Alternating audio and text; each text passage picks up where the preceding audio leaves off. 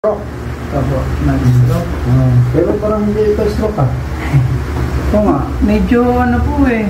Okay naman daw po yung recovery kung mabilis. 2 months and a half lang po ako eh. 2 months and a half, ka-recover ka na. Opo. Hindi ka kinurinti. Hindi po. Oh, maganda. Ano lang po yung hilot sa bahay. Oo, yun. Tapos medication, hilot, medication. Every other day po. Opo, kaya kung pakurinti ka, matagal ang recovery mo. Abuti ng taon, hindi ka pa gumaling. Masal-masal kanila. Mag-rage po nung ginagawa ng sa bahay. Oo, bakit di ka nagpa-kurinti? Maswerte ka, kahit hindi nga, angat mo. Oh, ano pa ipahilot mo sa akin? Ito po. Ganun mo, ganyan. Kayahin ako, no. May sablay-sablay pa. Ano eh, hinihilot po ako sa bahay. Tapos umuwi ako ng Batangas, hinilot ako doon. Pero nung bago ako umuwi ng Batangas, may pakiramdam na po siya.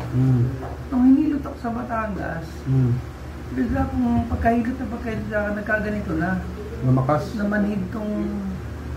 Nakikikilos ko pero manhid po. Manhid siya.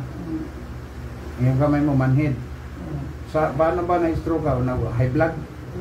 Oo, tungkol sa dugo ko. Parang na-heat stroke Na ano, nung... stress, High blood, nagbara? Opo. Dito na side, nagbara. Hindi po na parang pumutok. Pumutok? Parang nag-bleeding. Nag-bleeding, oo. Pero ang bilis ng recovery mo. just exercise. Yun, maganda yun. Idambil-dambil mo yan, ganyan-ganyan. Nagdadambil ako nagbubuhat ako. Squat! Squat ka!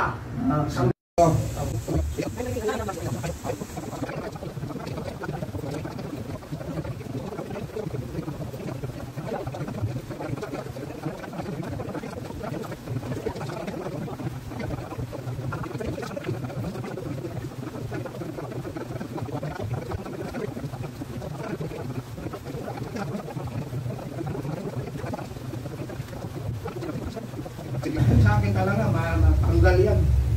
Tanggal ulo mo. Eh siya, wag mo na. Okay na. Full body yun. Tak, tak, tak. Bilot lahat. Yan. Walang maligo, 24 hours. Pag mag-aircon, jacket.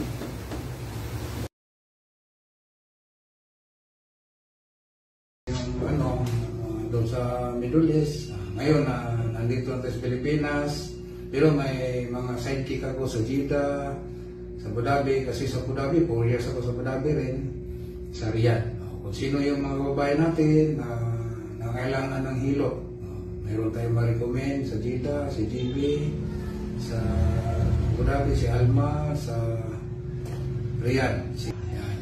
Ako dito naman sa North Review, maraming salamat po. Kung sino gusto mong pilot, mag-PM na kayo, mag-message kayo sa Messenger.